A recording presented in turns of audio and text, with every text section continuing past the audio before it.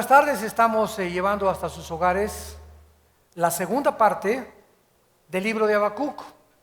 En la primera conferencia anterior compartí el capítulo 1 y vamos a ver ahora el capítulo 2, parte y parte del capítulo 3, para en dos conferencias poder cubrir todo este hermoso libro que tiene una relevancia extraordinaria con los acontecimientos de los cuales estamos rodeados.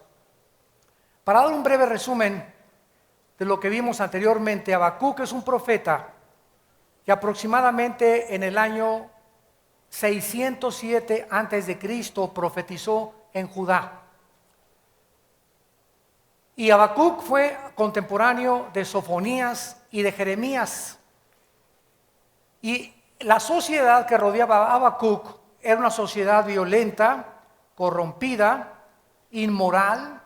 Los jueces se habían vendido, los ricos explotaban a los pobres, la religión era solamente algo mecánico, algo automático, donde habían perdido su pasión los que se decían el pueblo de Dios, y era un ambiente y una atmósfera de confusión, de perturbación, por lo cual este hombre de Dios, Habacuc, la palabra Habacuc significa el que abraza a Dios, para que lo apuntes ahí en tu Biblia, el abrazo de Dios, el que se agarra a Dios con todo su corazón y con todas sus fuerzas, como cuando pasa un tsunami y ves un árbol, te agarras de una rama de un árbol o de algo para que la corriente no te lleve. Y así con la corriente ahorita espiritual que viene azotando el mundo, los que están agarrados, asidos a la palabra de vida, son los que van a sobrevivir los tsunamis espirituales que se vienen sobre el mundo. En medio de estas circunstancias, Habacuc le preguntó a Dios en el versículo 2 y 3 del primer capítulo, que por qué Dios no contestaba, que por qué Dios no hacía nada para remediar la situación, que por qué Dios permanecía callado ante tanta violencia, tanta inmoralidad, tanta apostasía y tanta maldad de la sociedad. Y creo que es muy relevante el libro de Habacuc porque nos hacemos las mismas preguntas nosotros también en México y en el mundo entero. Señor, ¿por qué tanta violencia? Señor, ¿cuándo vas a intervenir? ¿Por qué permites que aparentemente los malos se salgan con la suya? ¿Qué es lo que está sucediendo, Dios? Contéstanos, muéstranos el camino. Habacuc, al cuestionar a Dios con la actitud correcta, porque Dios no se enoja que le diga, Señor, ¿qué está pasando? Y no que venga así, Señor, ¿qué está pasando? Tú tienes la culpa, para eso me hizo cristiano, para eso me casé, para eso es el otro. La actitud con la cual nos acercamos a Dios va a hacer la diferencia entre si Dios te contesta o no te contesta. Un ejemplo rápido, me llegan cientos de correos a mí de muchas gentes que me odian. No saben cuántos correos me atacan y me dicen. Y cuando me llega un correo y me dicen, ustedes esto, hijo de la mañana, ¿verdad? No les contesto. ¿Por qué? Porque veo la agresividad, pero hay personas que me dicen, oiga, hermano Alducin o fulano de tal, me pasó esto, oí que usted dijo esto, o estoy confundido por esto, inmediatamente les contestamos. Por la actitud con la que escriben el correo. Entonces la actitud es muy importante para Dios. Si entre nosotros lo es para Dios. Si yo recibo un correo, repito, que me agreden y me atacan y me insultan, digo, no tiene el acaso ustedes esto y el otro, ¿verdad? Pues ok, Dios te bendiga, ¿verdad? Esa es la opinión que tú tienes. Gracias a Dios que Dios tiene la opinión correcta. Entonces nosotros tenemos que acercarnos a Dios también con el corazón correcto. Padre Santo, no entiendo qué pasa, no entiendo qué sucedió aquí, por qué permitiste esto, estoy confundido. Y no, por favor, busques una palabra de profecía. Voy a ir a la iglesia para que me dé una palabra de profecía. O voy a ir para que haya un profeta que me diga que si me caso o no me caso. O voy a buscar a alguien que me diga algo proféticamente o una visión o un sueño que hayan tenido. Cuando Dios ve que en nuestro corazón estamos buscándolo lejos de la Biblia, caemos en el engaño. Dios deja que nos engañen. A la luz y al testimonio tenemos la palabra profética más segura, segunda de Pedro 1:19. a la cual haríamos bien en estar atentos como antorcha que alumbra. Si Dios ve que vienes a su palabra en oración, en paz contigo mismo, tranquilo y a cuestionarlo, Dios te va a contestar. Sin embargo, muchas veces Dios no contesta como nosotros esperamos, como Habacuc lo constató. Dios le dice a Habacuc, ¿sabes una cosa, Habacuc? Se va a poner peor la cosa. Dice el versículo 4 y 5, voy a levantar, ¿verdad?, un ejército, o los babilonios, que van a venir sobre ustedes y los van a aplastar, y los babilonios se los van a llevar cautivos, etcétera, etcétera. Y eso hizo que la teología de Habacuc pues se cayera y se derrumbara. Porque en el versículo 12 del capítulo 1 le dice Habacuc a Dios, Dios, tú eres santo, tú desde el principio eres Dios. ¿Cómo puede un Dios justo permitir que los babilonios, que son peor que nosotros, nos juzguen cuando nosotros somos malos, pero no somos más malos que los babilonios? ¿Cómo puede un Dios justo usar un ejército de gente pagana e idólatra para juzgar a tu pueblo? Entonces, todavía Habacuc seguía más confundido por la respuesta de Dios, cuando muchas veces Dios nos dice lo mismo a nosotros, ¿verdad? Señor, te he pedido por mi matrimonio y las cosas están peor. Bueno, hay un principio que dice que muchas veces las cosas tienen que ponerse peor antes de que mejoren.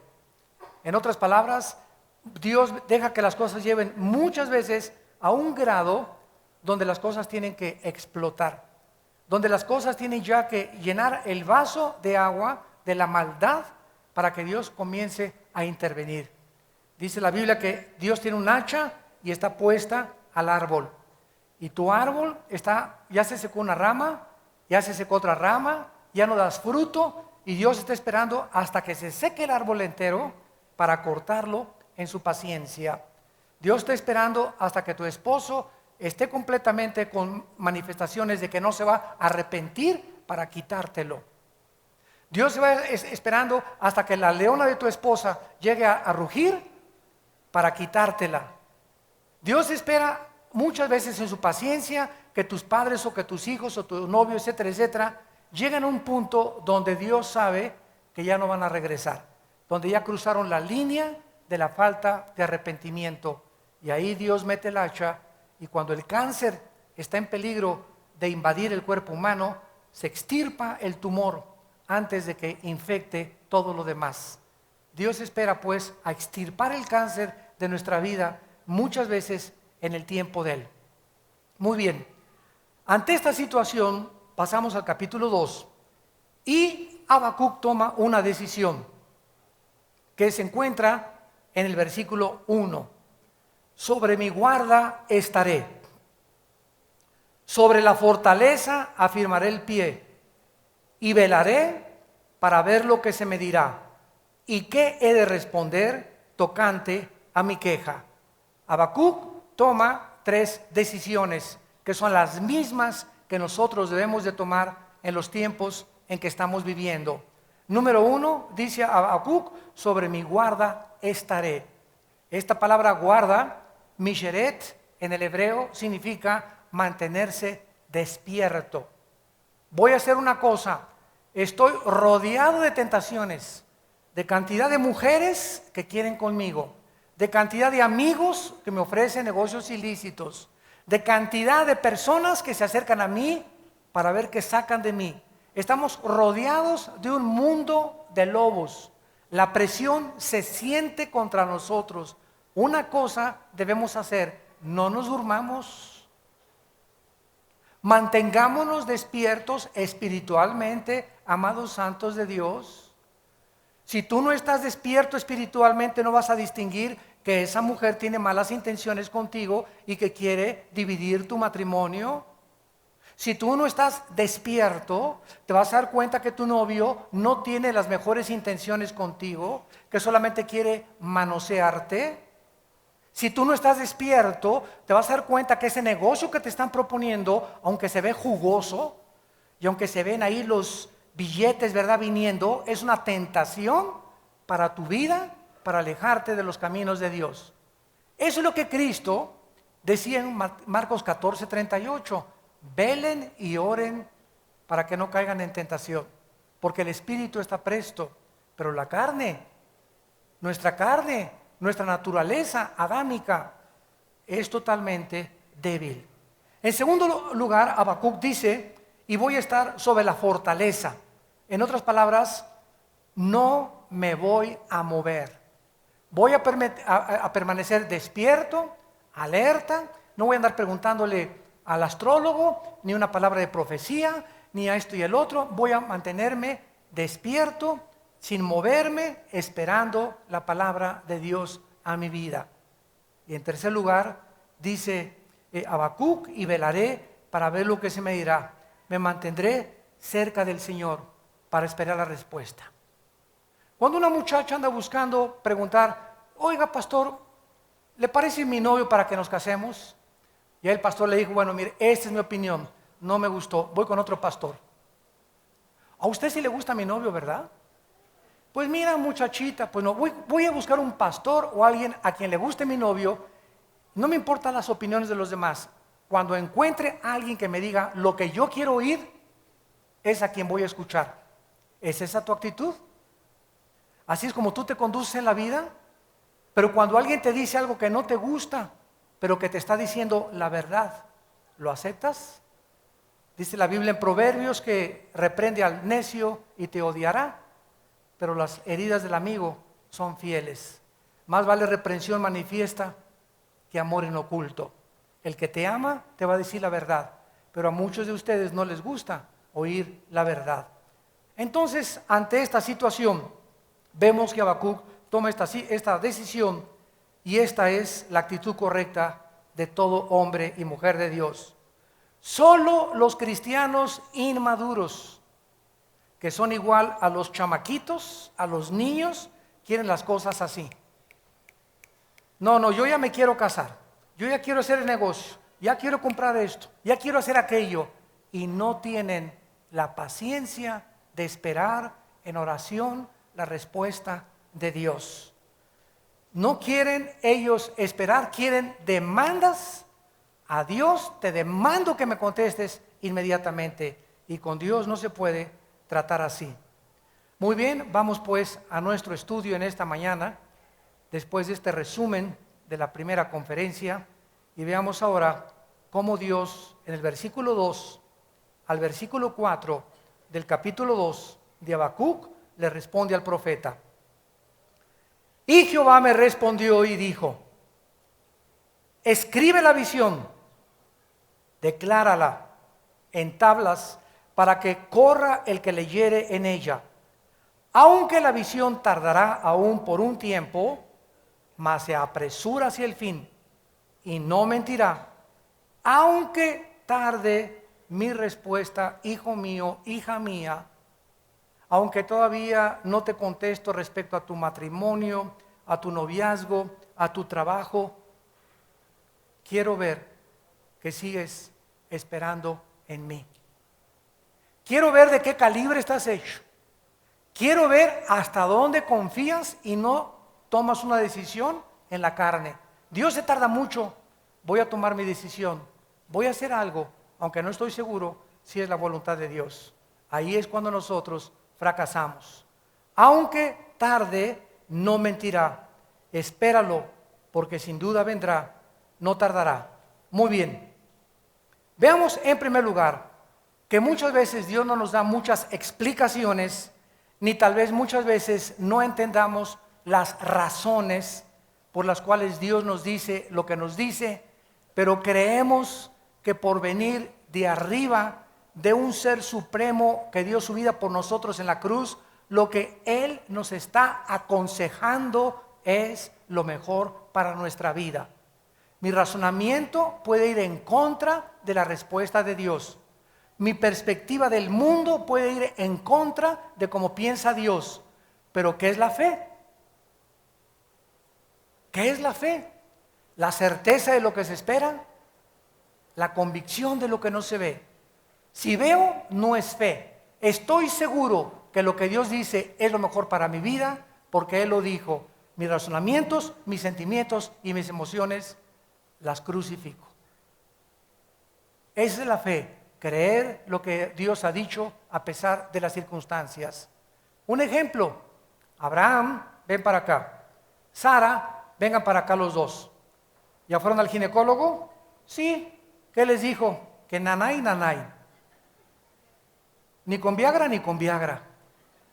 ¿Y una operación, Sara? Ni con una operación, Señor. Ya tengo casi 100 años de edad y mi esposo también. A los dos ya pasamos la ley de la vida. Es imposible humanamente tener hijos. Señor, ¿por qué dejaste? ¿Por qué nos hiciste una promesa hace 25 años de que íbamos a ser padres, de que nuestra semilla iba a ser la semilla de donde vendría el Mesías? Y pasan los años, y pasan los años, y pasan los años, y la promesa no la vemos. Y dice Dios, porque quise que llegaran al final de ustedes mismos, para que cuando les conteste, sepan que fue sobrenatural. En la necesidad humana se encuentra la respuesta de Dios.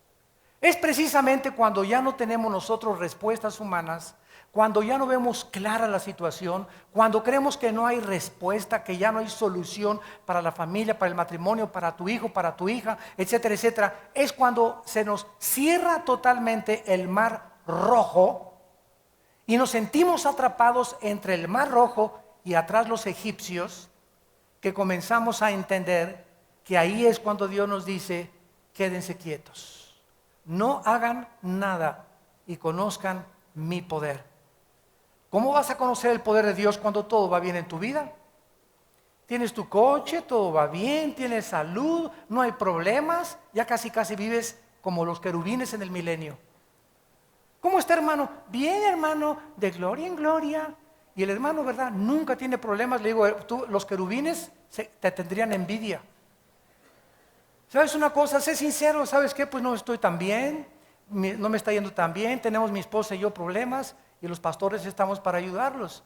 Pero es precisamente ahí en los problemas cuando tenemos la oportunidad de ver el poder de Dios manifestarse en nuestra vida.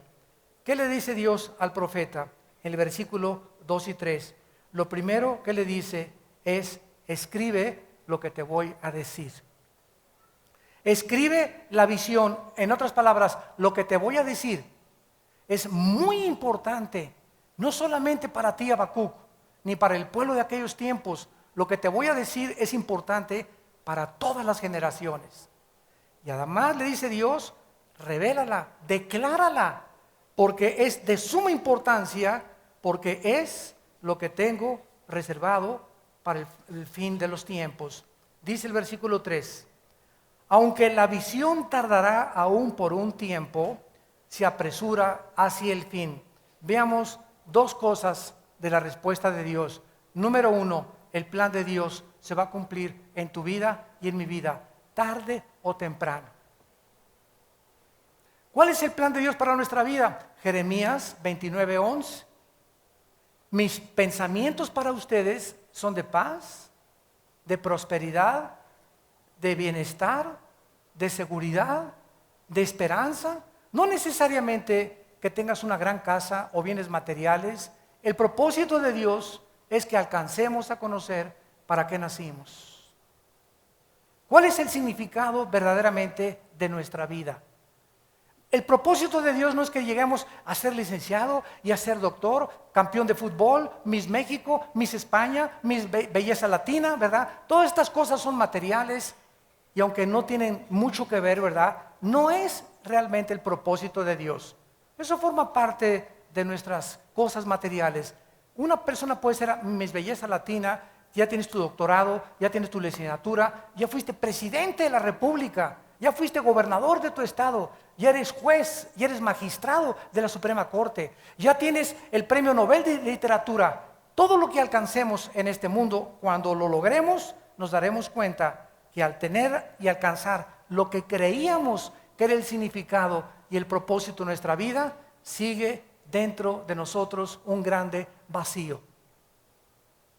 Dios le dijo a la mujer samaritana, de esta agua volverás a tener sed. ¿Sabes qué, chulis? Le dijo Cristo a la mujer samaritana, llevas 5 rorros. 5 maridos. ¿Y tú crees que vas a encontrar de divorcio en divorcio el hombre perfecto? No existe el hombre perfecto. No existe la mujer perfecta. No existe la familia perfecta. No existe la iglesia perfecta. Vivimos en un mundo de pecado donde tenemos que luchar con nuestras imperfecciones, y todas las personas cuando se casan que están buscando que los hagan felices son las personas más miserables del mundo. ¿Por qué te vas a divorciar? Porque no me hace feliz. Fíjense nada más qué inmadurez de ser humano. Oye, entonces te casaste para encontrar a una persona que te hiciera feliz. No te casaste para tú hacer feliz a la otra persona. Porque sabes una cosa, es más bienaventurado dar a los demás, es más bienaventurado dar que recibir. Si tú estás esperando recibir, no vas a tener la recompensa de dar. Porque el que da felicidad, el que da amor, el que siembra generosidad, el que es misericordioso, es la persona que va a recoger la verdadera felicidad. No es el que está esperando, sino el que está dando. Porque de tal manera amó Dios que dio a su Hijo. Dios nunca esperó que nosotros hiciéramos nada. Él lo hizo todo en la cruz para dejarnos claramente impactado en nuestro corazón que nosotros debemos seguir esas pisadas de Jesús, darnos hacia los demás. Maridos, amen a sus mujeres como Cristo amó la iglesia. No siento amarla. Imagínense Cristo en la cruz. Yo no siento morir por esa bola de... ¿Para qué digo lo demás? Imagínense Cristo, ¿no? Después de que sanó, después de que curó, después de que echó demonios, que vivió por la gente, toda esa gente a la cual Él se dio, lo agarran y lo crucifican en la cruz. Era para desanimar a cualquiera, era para amargar a cualquiera. Después de este caimán de esposo que tengo, todo lo que he hecho por él y por los hijos que tengo, malagradecidos y lo que han hecho, ¿sabes una cosa? No te amargues, entrégale eso a Dios. Señor, yo cuando me entregué a mi esposo, cuando me entregué a mis hijos, cuando me entregué a esa persona, yo no estaba buscando recompensa de esa persona, te estaba buscando a ti, Señor, y lo estaba haciendo por ti, no por ellos. Y si ellos me están pagando mal, ese es el problema de ellos, pero yo no me voy a amargar, porque la recompensa no viene de ellos, viene del cielo.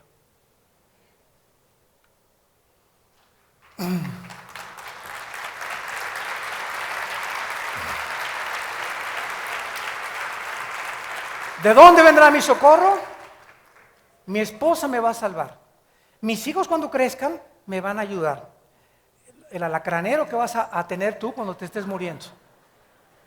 Muchos de ustedes que han atesorado solamente bienes materiales para sus hijos, quiero decirte una cosa, que antes de morir y cuando estés en el hoyo, como alacranes, estarán peleándose a ver cuánto les dejaste.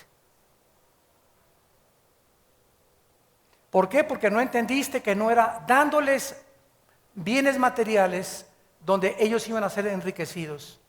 Hay pobres que no dejan absolutamente nada a sus hijos, ni guaraches para que se pongan, pero les han dejado la más rica herencia a Jesucristo en sus corazones. Esa es la verdadera felicidad y por lo cual Dios quiere terminar con tu vida. Él quiere acabar el propósito para lo cual Él nos ha creado. En segundo lugar, dice Dios que no solamente su plan se cumplirá, versículos 2 y 3, sino que además es seguro, aunque tardare, espera a tu panquecito marinela. Para ponerlo en lenguaje moderno. Ya tengo 30 años, Señor. Y mis amigas me dicen que se me está yendo el tren. Mis papás me dicen que ya me debo de casar. ¿Y qué pasa con la presión? Porque tienes 30 años. Contéstales, tengo 30. ¿Y qué? ¿Les gustó? O sea, es 1000 veces mejor llegar y casarte a los 40, porque a los 40 era el plan de Dios con el hombre que te va a hacer feliz, y no por la presión casarte antes y vivir un infierno de los 30 a los 40. Y así de los 30 a los 40 no tienes perro que te ladre.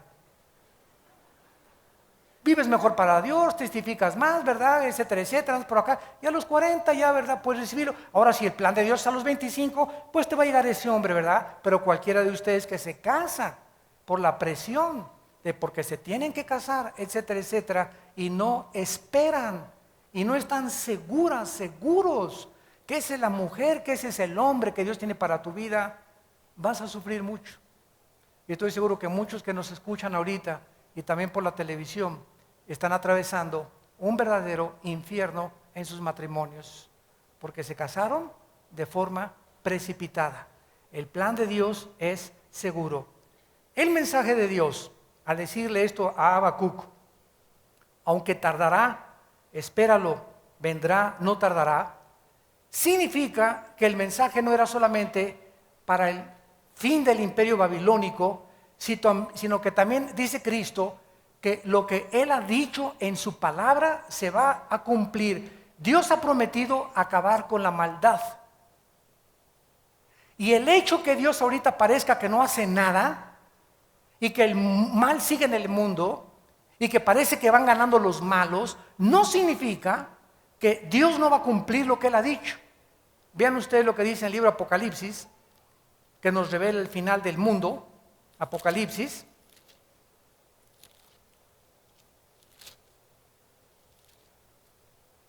¿Ya lo tienen? Capítulo 11. Precisamente Apocalipsis fue escrito para revelarnos que el plan de Dios se va a cumplir. Pero no es cuando tú quieras ni cuando yo quiera. Él tiene su tiempo y sus pensamientos no son nuestros pensamientos ni el tiempo de Dios. Es nuestro tiempo. Dice Apocalipsis capítulo 11, versículo 16, y los 24 ancianos que estaban sentados delante de Dios en sus tronos, se postraron sobre sus rostros y adoraron a Dios, diciendo: te damos gracias, Señor Dios Todopoderoso, el que eres y que eras y que has de venir, porque has tomado. El Apocalipsis nos muestra que finalmente Dios dice: el poder que Satanás tuvo y la maldad que el mundo tuvo ha llegado a su fin. Ahora yo voy a tomar las riendas del universo como lo quise desde el principio. He permitido cierta cantidad de años en un paréntesis de la eternidad que pase lo que ha pasado para mostrar mis abundantes riquezas de mi gracia en mi Hijo Jesucristo. El tiempo ha llegado, dice la Biblia, y has tomado tu poder y has reinado. Y se airaron las naciones. Cuando Él venga, las naciones estarán reino contra reino, tribu contra tribu, padre contra hijo, hijos contra padres. Las cosas se van a empeorar. Y tu ira ha venido, y el tiempo de juzgar a los muertos y de dar el galardón a tus siervos, los profetas, a los santos y a los que temen tu nombre, a los pequeños y a los grandes, y de destruir a los que destruyen la tierra. El Apocalipsis nos dice: esperemos este tiempo de Dios. Y tal vez si no llega en tu vida, va a llegar en la vida de tus hijos o de nuestros nietos. Pero de todas maneras, en el momento de nuestra muerte, enfrentamos la eternidad a los ojos de Dios. Entonces, Dios nos muestra que la historia se está moviendo hacia un final dramático. Observamos la palabra espéralo, lo cual Dios requiere de nosotros para que podamos ver sus promesas cumplidas. Vean ustedes en el libro de Santiago, antes de Apocalipsis está Judas, Juan y después Pedro y antes Santiago. Capítulo 5. ¿Qué significa esperar? El que espera desespera, ¿verdad? Dice el dicho. ¿Saben ustedes qué es la virtud o una de las virtudes más grandes? La paciencia. Y saben que por naturaleza somos todos bien impacientes, porque todos queremos así, hacer dinero así, casarnos, mi televisión, mi coche, mi viaje a Acapulco, mi luna de miel, todo lo queremos así. Y Dios nunca trabaja así. Dios comienza con una semilla y pone el potencial en una semilla. Esa semilla primero tiene que caer a tierra y morir. Y dentro de esa semilla tiene que esperar a que primero salga el tallo, las hojitas y finalmente el fruto, y se convierte en un árbol donde las aves de los cielos vengan a hacer sus nidos. Dios ha sembrado en ti la semilla de la palabra de Dios y estás tú regándola y pasa un año, vienes a los estudios bíblicos, pasan 2 años y sigues regando con la Biblia y la cubeta, le echas agua y le echas agua y le echas agua y a los 3, 4 años comienza tu vida a florecer, a tener seguridad, a tener esperanza, a tener fuerzas para enfrentar la vida, a tener discernimiento entre el bien y entre el mal, para distinguir lo verdadero de lo falso, los buenos profetas, los falsos profetas. Ya no eres tan engañado por la gente, comienzas a adquirir tu vida paz, comienzas a tener consejo, las personas te buscan y se acercan a ti, porque cuando les hablas, les das consejos que ningún astrólogo, ni psiquiatra, psicólogo les puede dar, y comienzas a encontrar gracia delante de Dios y de los hombres. Esta es la razón por la cual el principio de Dios comienza con una semilla. No es el árbol, comienzas del principio. Tu negocio de tus tacos, comienzas en la esquina vendiendo tacos de canasta, y al ratito ya vendes más tacos, y al ratito mandas a poner un puestecito, y al ratito al ver Dios que eres honrado y que eres perseverante y que no te agüitas y no te desanimas ni quieres dinero rápido, comienza Dios a darte gracia, porque los clientes los manda Dios, no tu campaña de publicidad. A Juan el Bautista, miles de personas venían a verlo. No había Televisa, no había Sky, no había volantes, no había correo electrónico. ¿Quién les dijo a la gente acerca de Juan el Bautista? Sin campaña de publicidad, era Dios quien llevaba a la gente. Entonces, cuando Dios ve que tú eres honrado, tu puesto de tacos comienza a crecer y al ratito pones ya un localito, a los 6 meses ya tienes una casa y después a los 4 o 5 años ya tienes una cadena que se llama McDonald's. Así comenzó el dueño de McDonald's en un garaje vendiendo tacos y vendiendo quesadillas. Y ahora es una cadena que llena el mundo entero. Todo comienza de poquito en grande. Muchas veces les digo a la gente, ustedes nos ven a los pastores y el pastor ya trae un buen tacuche, y el pastor ya trae una buena corbatita, y yo también quiero ser como el pastor. Cuando yo comencé, mis primeros 3 años, éramos sumamente pobres en Acapulco, donde vivíamos. Ahí comencé yo como misionero. Me iba a las montañas y bajaba cada 8 días a mi casa, comíamos los plátanos, lo que cortábamos o lo que yo pescaba en el mar. Dormíamos en colchones, no teníamos estufa, me acuerdo la primera lavadora de Salinas y Rocha que me compré. A los 4 años de estar casado y de ser misionero, de esas que hacen así, run, run, run, run, run, run, ¿se acuerdan? Los son de mi época, ¿se acuerdan, verdad? Y me acuerdo que la pagué en 2 años, la saqué a crédito, la primera lavadora. La primera cama la compramos cuando tenía yo 5 años de cristiano, en 1980. Mi primer combi me la regalaron en 1985, un hermano. Andaba en puras peceras cuando ya comencé a andar en México dando estudios por todos lados. Satélite, El Pedregal, Insurgentes, la Colonia Condesa, la Colonia Roma, etcétera, etcétera. Puras peceras, mojado por aproximadamente 8 o 10 años viviendo en una pobreza tremenda, pero nunca por la gracia me di por vencido. Y hasta 1993-94, después de tantos años, Dios comenzó a lanzar nuestro ministerio a través de la televisión, a través de las iglesias, a través del grupo de hombres que tenemos, que gracias a ellos podemos seguir trabajando, y después de muchos años Dios pudo establecer su iglesia, Vida Nueva para el Mundo, y gracias a Dios que somos bendición a más de 60 millones cada semana de personas en el mundo, pero nadie sabe cómo comenzamos.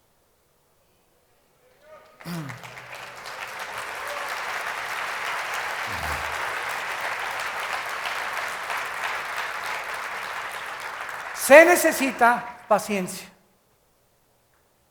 Nada es así, nada. Todo toma tiempo. Y la naturaleza nos da el ejemplo. Santiago 5, versículo 8. Tened también vosotros paciencia y afirmar vuestros corazones, porque la venida del Señor se acerca. versículo 10 y 11. Hermanos míos, tomad como ejemplo de aflicción y de paciencia la virtud que el Espíritu Santo resalta de Job. ¿Cuál fue? La paciencia. Si Job tenía una virtud, era la paciencia. A los profetas que hablaron en nombre del Señor. He aquí por bienaventurados a los que sufren. ¿Han oído ustedes de la paciencia de Job? Y han visto el fin del Señor. El fin del Señor. Que el Señor, o sea, hasta el final, cuando hemos esperado, es misericordioso y compasivo. Dios no le da nunca nada a nadie así. Nunca, porque nos echaría a perder. Nosotros como padres, imagínate a tu niño de 10 años, papá, regálame un coche. O cómprame un Rolex, porque en mi escuela traen mis amigos pirruris, Rolex y pantalones Jordache. Y ahí traen la etiqueta. Y si no dice Jordache, me da vergüenza llevar pantalones del zapatero allá a la escuela. O zapatos Canadá. Traen puro floor shame. Papá, cómprame floor shame. Entonces la presión a la generación que está viviendo los hace vivir conforme al mundo. Y comienzan a moldear su perspectiva conforme al mundo. Que le dice a tu hijo, ¿sabes qué? Mira, dale gracias que te doy una esclava, hijo. Me vas a lavar el coche, me vas a ayudar con tu mamá, me vas a hacer esto, y cuando llegues a los 15, 16 años de edad y tengas ya la madurez, te compro un bochito, ¿verdad? Te compro una carcacha y vas a demostrarme con el tiempo que puedo darte más y más. Tú dale un Cadillac a un niño de 15 años, un reloj Rolex a un niño de 13 años y lo estás echando a perder. Porque está acostumbrado a recibir todo sin habérselo ganado. Y se casa a los 22 años de edad y si no tiene un departamento en el Pedregal, y si no se casó con la hermana de la reina de Inglaterra, y si no tiene un buen coche, o si le va mal en el primer trabajo que tiene, se suicida.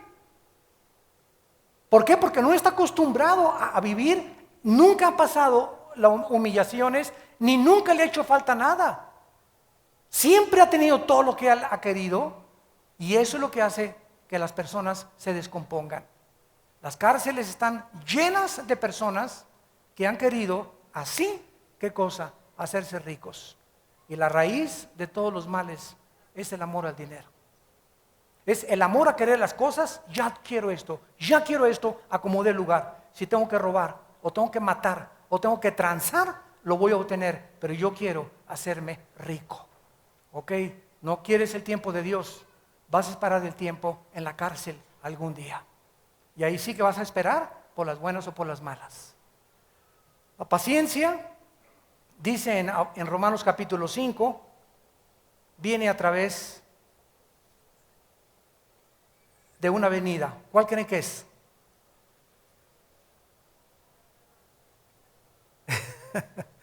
Señor, ya he entendido que necesito la paciencia. ¿Cómo puedo ser paciente? Dice Romanos 5:3 que la paciencia es el resultado de tus sufrimientos, de tus tribulaciones, de las pruebas que estás pasando. Las pruebas que estás pasando con tu esposo, como llegan todas las mujeres. Es que mi esposo, esto y el otro, hermana. Mientras su esposo se compone, Dios está trabajando con su vida de usted, hermana. ¿Cómo la está enseñándole la paciencia? Porque el cabezón y el caimán de su esposo es un instrumento de Dios para que mientras él se lo quita o él se lo arregla o se lo compone o lo atornilla, usted es un vaso precioso a los ojos de Dios. Pero Dios necesita un instrumento que le esté a usted atornillando, que te esté a ti atornillando. Necesitamos presión de alguna forma, con algún hijo, con alguna hija, de alguna forma en el trabajo, o tu jefe, o tus amigos en el trabajo. Necesitamos la presión de alguien para que a través de esa presión aprendamos a aguantar, a soportar los embates, la metralla de la vida. ¿Y qué es lo que va a pasar después de estar aguantando y aguantando y aguantando? Y en lugar de amargarte, en lugar de desanimarte, en lugar de vengarte, aguantas y le entregas a Dios y tú mantienes tu gozo con Dios y feliz con Dios. ¿Sabes qué pasa? Te blindas. Se desarrolla una coraza a tu alrededor donde dice Dios, esos blindados pasen al frente de la batalla, son mis generales. Porque un cristiano o un líder o un pastor que entre al liderazgo y no esté blindado, cuidado, porque somos el centro de todo el ataque de Satanás. Nosotros estamos al frente de ustedes y las balas que te llegan a ti son calibre 22, a mí me llegan pura saca 47. Quiero que sepas. O calibre 62 o misiles Tomahawk, porque el blanco del enemigo son los líderes, los pastores, porque somos los que los exhortamos, los que los alimentamos, los que velamos por ustedes, los que oramos por ustedes. Entonces un pastor que se amargue, un líder que se amargue, ay, me traicionaron y me dejaron solo, etcétera, es un líder que no es líder, que se regrese con la tropa. No es general, porque para ser general necesitas estar blindado. Y Dios te está blindando a través de las pruebas, de las traiciones, de las calumnias, de lo que dicen de ti, de las decepciones que has soportado y las has aguantado y las has aguantado. Dios tiene un propósito, blindarte y desarrollar en ti la paciencia. ¿Vas entendiendo los caminos de Dios? Porque si no tienes paciencia, no puedes aguantar más que quedarte con la tropa. Y siempre estarás con la tropa. Y esa es la tropa, los que se quedan hasta atrás, a los que el diablo los comienza a molestar. Hermanos, tengamos paciencia. La paciencia viene al aguantar las pequeñas tribulaciones que estás ahorita atravesando. No te amargues nunca, bajo ninguna prueba que hayas pasado. Hayan hecho lo que te hayan hecho, no te amargues. Perdona, ¿cuántas veces? 70 veces 7. Perdona, perdona, perdona. Mientras más perdona, más blindaje, más fuerza espiritual y más gracia hayas delante de Dios y de los hombres. Porque el camino del ser humano es perdonar a nuestros enemigos. Cristiano amargado se queda atrasado y nunca entra a la tierra de Canaán. Yo desde aquí desde donde estoy ahorita, no a los de la televisión, ¿verdad? Porque no tengo visión de rayos X, pero a los que están aquí les puedo decir ahorita, les podría decir, mira, tú, tienen cara de lechuza. Desde lejos se ve una persona amargada. ¿Será? No será. Desde lejos se ve luego la actitud, ¿no? De desconfianza, de odio, no falta que ladren, ¿verdad? Pero se les nota luego a las personas que están lastimadas, amargadas, ¿verdad? Heridas. Y quiero decirles que el 95% de los ateos son personas amargadas. No supieron responder a la vida, se decepcionaron de Dios, no tuvieron la paciencia de esperar a que ellos pudieran algún día tener respuestas. ¿Y qué pasó? Se llenaron de soberbia. Regresamos a Habacuc, capítulo 2, versículo 4, y dice la Biblia, Habacuc 2:4, aquel cuya alma no es recta, se enorgullece. ¿Qué es lo que corona a los ateos? La soberbia. De decirles, Dios, yo no estoy de acuerdo con tu gobierno. Yo aquí así como me ves, a ver, bájate para acá, ahí siéntese.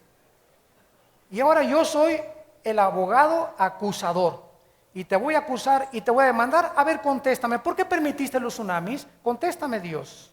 ¿Por qué permitiste las muertes? ¿Por qué permitiste la maldad? A ver, si yo fuera Dios, entonces Dios te dice, ¿sabes una cosa? Pues siéntate donde yo estoy y si tú crees que eres, con el cerebro que tienes de renacuajo de aguapuerca, con el cerebro de caracol que tienes, si tú crees que eres mucho más sabio que yo y no entiendes los planes por lo que he permitido, entonces ¿sabes una cosa? ¿Cómo te califico? Se llama soberbia, porque quieres ser mejor que yo. Es como un niño de 5 o 6 años A ver, tráiganme a Alberto Einstein. Pobre chamaquito menso, ahí no sabe ni sumar y restar. Y quiere atacar a Einstein. A ver esta raíz cuadrada, ¿verdad? ¿Sabes una cosa? Ni siquiera entiende la raíz cuadrada de chamaco mocoso, menso. Y te me quieres poner al brinco a mí, matemático. Mira, crece primero y alcanza mi estatura para que entiendas la raíz cuadrada y los logaritmos y las matemáticas avanzadas y las matemáticas cuánticas. Y entonces puedes discutir conmigo. Si no es un chamaco enorgullecido y soberbio. Así están todos los ateos. Les ha fallado Dios. No les contestó Dios, se amargaron contra Dios, tomaron el lugar de Dios. Dice la Biblia, aquel cuya alma no es recta se ensoberbece, se enorgullece. En el Salmo 10 se describe a esta clase de personas. Salmo capítulo 10, versículo 3. El malo, el rasha en el hebreo, que es el rebelde, el soberbio, se jacta del deseo de su alma, bendice al codicioso, ahí está, y desprecia a Jehová. El malo por la altivez, por la soberbia de su rostro, no busca a Dios. Como llega una tía y me dice, no existe Dios, lo primero ahora que voy a Colombia, les pido que oren por mí, va a ser el 7 de abril, me voy a enfrentar a la alianza de ateos. Son mi plato favorito, créanmelo. Y siempre que una tía me dice, es que no creo en Dios, le digo, ¿dónde lo buscaste? Es lo primero que les digo, ¿dónde lo buscaste? Pues no he salido de Juanacatlán de las Manzanas. Y ya es ateo. Fui a la China y bajé en el mar, y ya fui a Marte, y ya fui a Júpiter y no lo encontré. Le digo, entonces, ¿dónde lo encontraste para que concluyas? Ya he buscado por todo el universo, ya he inquirido y no encuentro a Dios. Pero si me dices, en el mar no existe el pez martillo. Oye, ¿y por qué dices que no existe el pez martillo? Si no has salido de esa caleta de donde tú vives. Ya fuiste al Océano Pacífico y ya sondeaste todo el mar para concluir, yo he buscado por todo el mar y el pez martillo no existe. No he salido del charquito de mi casa. Entonces, ¿cómo te atreves a aseverar algo y decir, no existe esto cuando lo estás haciendo de una forma absoluta? Es como otro ateo me dijo, es que las verdades absolutas no existen. Y le contesté, ¿y lo que usted me está diciendo es absoluto? Al decirme, es que esto no existe, solamente es relativa a la verdad. Me dice, la verdad relativa no existe. Le dije, entonces, ¿lo que usted me está diciendo es absoluto o es relativo también? Qué burro, ¿verdad? Bueno, pero así la Biblia lo dice claramente, ¿verdad? Son soberbios, no saben ni lo que están diciendo, pero hay un problema en su corazón. Versículo 5, sus caminos son torcidos en todo tiempo. Los juicios de Dios los tienen muy lejos. A todos sus adversarios desprecian. Dice en su corazón, no seré movido jamás. Nunca me alcanzará el infortunio. Llena está su boca de maldiciones, de engaños, de fraudes. Debajo de su lengua hay vejaciones y maldad. Se siente en acecho cerca de las aldeas, en escondrijos, mata al inocente, sus ojos están acechando al desvalido. Esta es la Biblia que tenemos nosotros, que nos describe aquel cuya alma no es recta, se enorgullece, mas al contrario de ellos, el justo por la fe vivirá. Hay miles de cosas que no entendemos todavía. Porque el día que alguien me diga, yo entiendo todo lo que pasa, quítate Dios, me siento en tu lugar. El día que sepamos las respuestas a todos los problemas del universo, seremos dioses. ¿Para qué queremos a Dios si ya tengo todas las respuestas? Entonces, mientras vivamos, tiene que haber dudas. No son malas las dudas. Malo es quedarte con las dudas. Dios nos contesta en su palabra y muchas veces nos dice, espera, todavía no tienes la capacidad para entender, aunque yo te diga qué está pasando con tu vida, te voy a hacer que te esperes 2 meses para decirte por qué te quité a tu perro. Me voy a esperar 3 meses para decirte por qué te quité a tu novio. Pero es una muchacha muy espiritual, a las 48 horas te voy a decir por qué te quité a tu novio, porque tú sí me vas a entender y no te me vas a amargar. De acuerdo a nuestra capacidad, Dios nos contesta. Mientras más maduro seas, más entendimiento tienes de las cosas que suceden a nuestro alrededor. Y finalmente, nos brincamos al capítulo 3 y Habacuc entonces prorrumpe en una grande oración que se escribe en el capítulo 3 y que se divide en 3 partes. Vamos a ver solamente la última parte. Los primeros 2 versículos, Habacuc inmediatamente le dice a Dios: he oído tu palabra y temí. La palabra de Dios tiene que infundir en nosotros no miedo. Es una gran diferencia el miedo del temor de Dios. El que le tiene miedo a Dios se aleja de Dios. Adán tuvo miedo de Dios, no temor de Dios, y se fue a esconder. Dios lo tuvo que confrontar. Adán, ¿dónde estás tú? El temor de Dios nos acerca a Dios. Esa es la gran diferencia. La palabra de Dios me inspira temor. ¿Qué significa? Que Dios es un Dios santo y justo, y que mientras yo viva pegado a Él, conociendo sus caminos y sus juicios, no tengo por qué tener miedo de la vida. Tengo temor de Él. Cuando tengo temor de Dios, pierdo el temor de los hombres. No le tengo miedo a ningún ser humano. No le tengo miedo al diablo. No le tengo miedo a los demonios. No le tengo miedo a los tsunamis, a los terremotos. Señor, como tú me quieras llevar a la otra vida, gloria a tu nombre. Un terremoto, un pedradón que me cae en la cabeza y al otro lado. Tsunami, glu, glu, glu, glu, glu. A los 30 segundos te mueres. Te ahogas en 30 segundos. Peor una persona que está 6 meses muriéndose de cáncer en un hospital.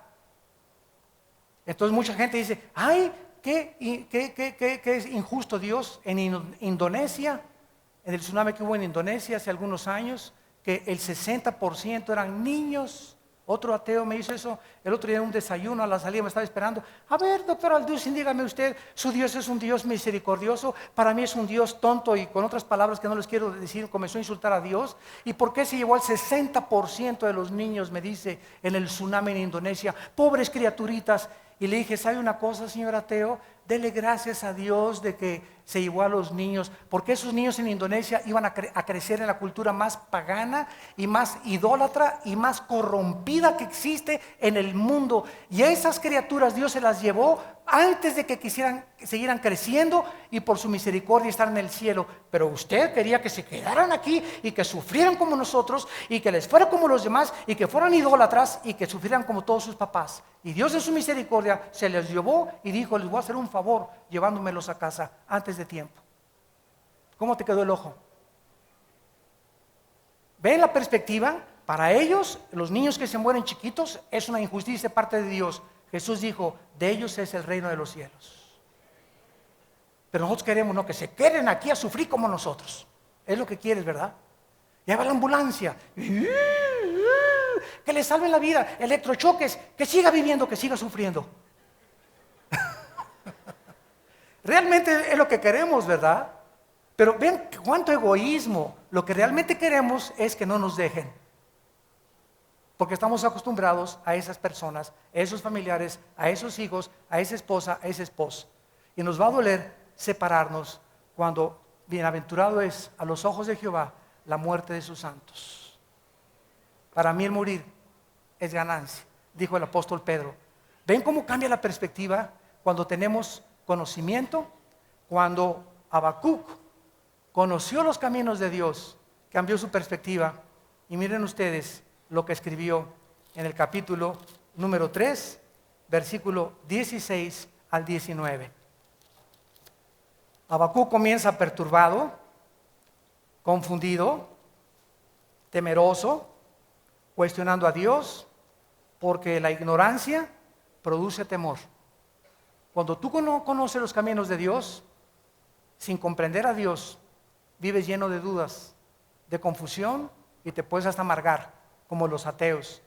Entonces Habacuc, al entender el plan de Dios, dice el versículo 16, capítulo 3, oí y se conmovieron mis entrañas. O sea, al saber que Dios venía con un juicio de los babilonios, temblaron mis labios, pudrición entró en mis huesos, me estremecí, Si bien ante todo este cúmulo de emociones, dice, me voy a quedar quieto en el día de la angustia.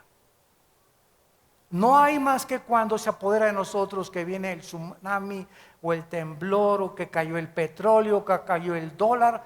Si nosotros comenzamos a preocuparnos, o sea, a ocuparnos con anticipación de cosas que aún ni siquiera han venido, a lo mejor mañana nos vamos con el Señor, comenzamos a lastimarnos, porque les decía en la primera conferencia que acaban de descubrir, aunque ya se sabía, la clínica Mayo de Rochester, el Hospital Hopkins de Estados Unidos y los más grandes científicos europeos acaban de descubrir, escúchenme con cuidado, que el 90% de todas las enfermedades, oyeron bien, el 90% de todas las enfermedades físicas, mentales y espirituales tienen un origen: el estrés.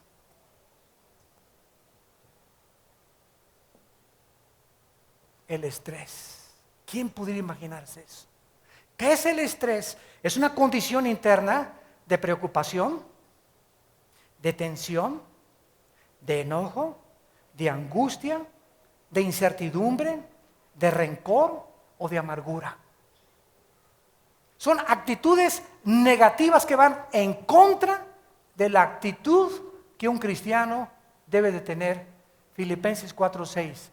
Por nada, dice Dios desde el cielo a sus hijos, que no haya nada que te haga estar afanoso. Por nada estén afanosos. Es una orden. Está en el original griego, su construcción gramatical es en imperativo. Es una orden. Te ordeno, Pancho, te ordeno, Carmelita, que por favor no estés estresada. Señor, no importa lo que tú tengas, ven a mí e híncate. Dame a conocer tus necesidades, lo que te preocupa, esa carga que tienes, esa angustia que comienza a entrar a nuestra vida y nos comienza a quitar la paz. Dice Dios, ven a mí y descarga, echando toda nuestra ansiedad sobre de Él, que Él tiene cuidado de nosotros. Primera de Pedro 5:7. Sean conocidas vuestras peticiones con ruego, oración y súplica, y la paz de Dios. Mientras nuestra vida no esté en paz con nosotros mismos, mientras no tengamos una actitud de tranquilidad y de confianza, no vamos a poder tener salud. Imposible. Ese estado de estrés en el que vives y de preocupación que tú no vas a resolver tus problemas, te produce ataques al corazón, problemas cardiovasculares, problemas gastrointestinales, problemas del hígado, y vas a acabar con problemas mentales. Y después vas a comenzar a tomar chochos, Valium y Prozac y Nembutales y canarios y amarillitos y quién sabe qué todo el cochinero que hay en las farmacias para dormir un chocho, para comer un chocho, para la dieta otro chocho, para despertarme otro chocho, para poder estar tranquilo así, dos chochos. Y comienzas una vida artificial donde comienzas a depender de algo químico sin haber experimentado el poder sobrenatural, espiritual de Dios, que te puede mantener en paz y decir, en paz me acostaré y asimismo dormiré, porque solo tú, Jehová, me haces vivir confiado. Mientras no tengamos paz, no tenemos salud. Pero lo más grave de todo esto no es solamente la salud física, sino que si no tenemos paz, no podemos escuchar ni discernir la voz del Espíritu Santo a nuestro espíritu. ¿Tú crees que una persona que esté...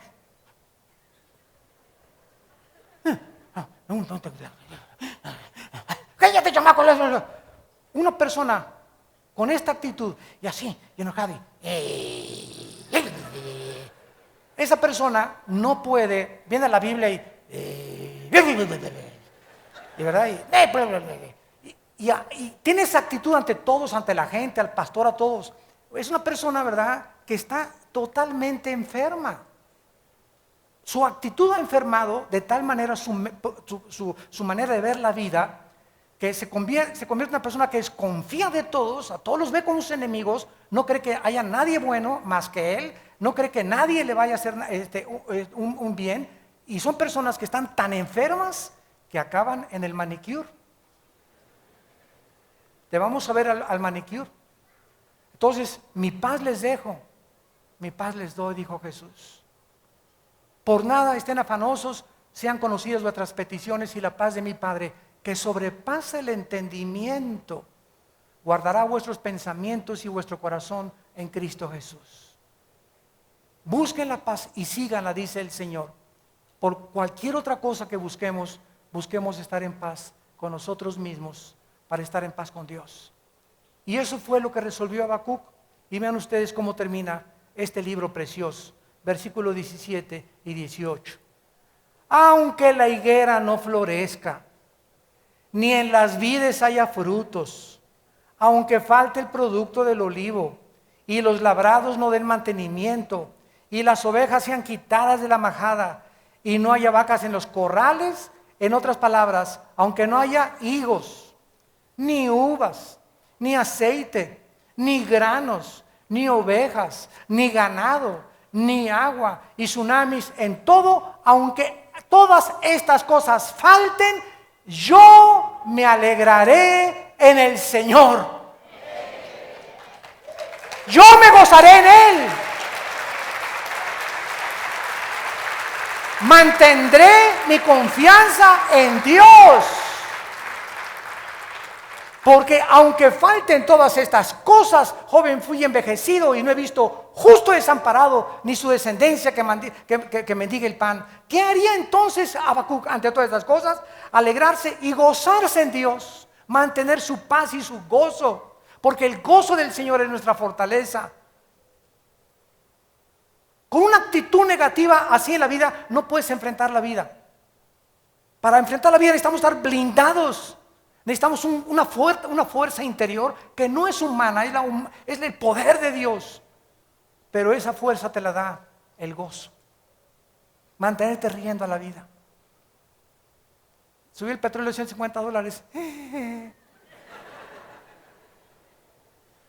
Te dejó tu novio. No tan exagerado, ¿verdad? Pero saber que eso viene dentro de nosotros, ¿verdad? Ahora, ¿por qué, verdad? Porque Dios sería su fortaleza. Él le iba a guiar. Dios le iba a sostener ante cualquier tsunami, terremoto, falta de comida. Pero ¿qué fue lo que cambió la manera de pensar de Habacuc? De la preocupación del capítulo 1, de la incógnita que tenía el capítulo 2, lo que cambió su manera de pensar y lo que va a cambiar tu manera de pensar es comprender la relación que Dios tiene con la historia y el poder y la soberanía que Él tiene sobre todas nuestras circunstancias. En el vientre de nuestra madre, Dios ya nos conocía. En el vientre de tu madre y cuando yo estaba en el vientre de mi madre, Dios había determinado tu destino. Y había destinado que yo no fuera ni karateca, ni nadador, ni cantante de ópera, ni artista. Había destinado que yo fuera predicador de su palabra. Había destinado que tú fueras músico. Había destinado que tú te ibas a casar con tal persona, con la única diferencia que aunque Dios tiene ya un plan determinado para nuestra vida, nosotros, por nuestra incredulidad y desobediencia, podemos abortar el plan de Dios. Tu terquedad de ir en contra de su palabra hace que las cosas no salgan como Dios tenía planeadas para tu vida. Dios tiene para tu vida una esposa preciosa y linda, un marido precioso y lindo, hijos lindos, bendiciones con nuestros nietos, que tengamos paz. Dios no nos promete a todos ricos porque no todos saben manejar el dinero, pero Dios nos promete que vamos a tener esa seguridad y esa paz si nosotros confiamos en Él. La manera de pensar de Habacuc hacia los asuntos del mundo, ahora son totalmente contrarios a como comenzó el libro. ¿Por qué? Porque cuando conocemos a Dios, tenemos seguridad para vivir. Cuando comenzamos a conocer el programa de Dios, comenzamos a tener seguridad en los tiempos de adversidad. Por eso este libro yo le puse como título La fe ante la adversidad, o la seguridad ante la adversidad. ¿Tienes tú, ahora que conoces a Dios, esa seguridad? ¿Podrías salir ahora por esa puerta con más confianza en la vida? ¿Con más tranquilidad? ¿Menos estresado? Comienza a disfrutar los tacos que te vas a comer ahorita. Qué ricos. No importa en qué restaurante, gózalos. A tus nietecitos, disfruta y gózalos. Todo lo que es gozo, echa fuera el estrés. Vas por el Chapultepec el domingo, disfruta los árboles, gózate con los árboles de Chapultepec. Estás en Acapulco, goza, disfruta el mar. No sé cómo robó por todos lados, ¿qué tiene de bonito? Cambia tu actitud ante las cosas, disfruta a tu esposa y gordita así como está tu esposa, cárgala. Te ayuda a bajar de peso a ti. A tu perro disfrútalo, disfruta. Bueno, tratemos de disfrutar lo más que podamos las cosas que están a nuestro alrededor. Hay veces que tienes un perro tan bonito y no lo has disfrutado. Estás en vacaciones y no disfrutas a tus hijos. Puedes ir a la playa con ellos y no los disfrutas porque estás pensando en el trabajo y el dinero y los impuestos y bla, bla, bla. Y te impide gozar lo que Dios quiere que goces. Y la vida es muy corta. Y Dios nos dice que Él es nuestra fortaleza en el tiempo de la angustia y que Él hace nuestros pies como de siervas y nos va a enderezar nuestro camino. Y cuando lleguemos a las alturas, Él nos va a sostener porque Él es nuestro Dios. Gracias por tu palabra, Señor. Gracias por tu palabra, Señor. Te bendecimos, te adoramos por tu gracia, por tu fidelidad. Sublime gracia de Dios, que cuando éramos pecadores Él nos salvó. Cada mañana veo en ti tu fidelidad. Nada me falta porque todo provees. Oh Dios, gracias.